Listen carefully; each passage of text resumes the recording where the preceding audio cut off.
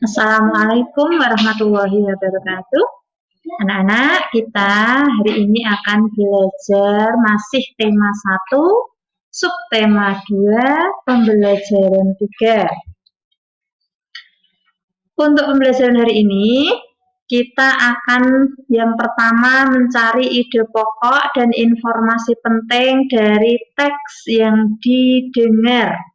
Kemudian yang kedua, mengetahui perkembangbiakan hewan secara vegetatif. Yang pertama, langkah-langkah untuk mencari ide pokok dari teks yang didengar adalah 1. Mendengarkan teks yang dibacakan guru atau teman dengan seksama, penuh perhatian. Yang kedua, mencatat kata kunci yang didengar. Yang ketiga, mencatat informasi penting yang didengar. Terakhir, menentukan ide pokok dari paragraf yang didengar. Oke ya, nanti kita akan mencoba yang ini. Kemudian kita akan belajar tentang perkembangbiakan hewan secara vegetatif. Kita ingat kemarin perkembangbiakan secara vegetatif artinya perkembangbiakan yang tidak melalui proses perkawinan. Caranya ada beberapa. Yang pertama adalah membelah diri. Caranya langsung membagi tubuhnya menjadi 2 bagian atau lebih. Nah, ini biasanya dilakukan oleh hewan bersel satu, contohnya amoeba dan paramecium. Ini ya, awalnya satu amoeba, kemudian inti selnya yang di tengah ini memanjang, kemudian membelah menjadi 2. Setelah inti sel membelah menjadi 2, kemudian bagian tubuh yang lain juga membelah. Kemudian yang kedua dengan cara bertunas.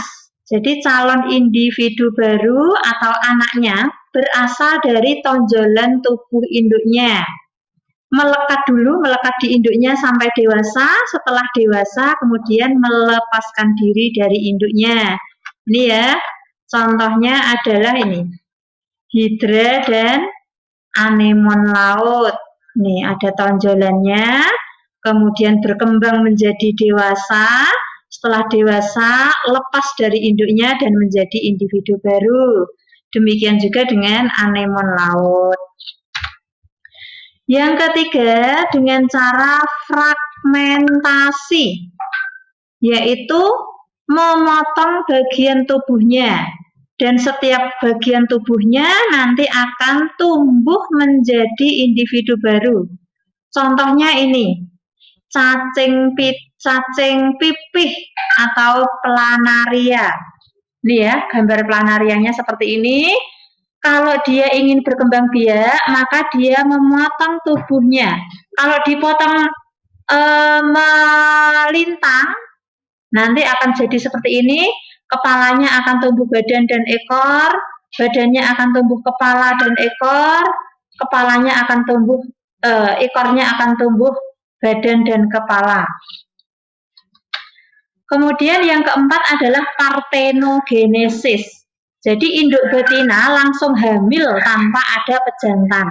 Karena sel telur langsung bisa berkembang menjadi embrio atau calon anak tanpa dibuahi sel kelamin jantan. Contohnya apa saja? Kita lihat. Nah, ini ya contohnya ini. Lebah, tawon. Ya, ini kutu air. Kutu air yang suka menyerang kakinya anak-anak ini bentuknya seperti ini ya. Kemudian semut, kutu daun, komodo. Nah, ini ternyata bisa punya anak tanpa ada pejantan. Itu ya, hari ini kita belajar yang itu. Kemudian anak-anak mungkin pernah melihat sapi yang disuntik kawin. Nah, itu caranya bagaimana, Bu? Nah, suntik kawin itu termasuk perkembangbiakan hewan secara generatif tapi dibantu oleh manusia. Namanya perkawinan silang.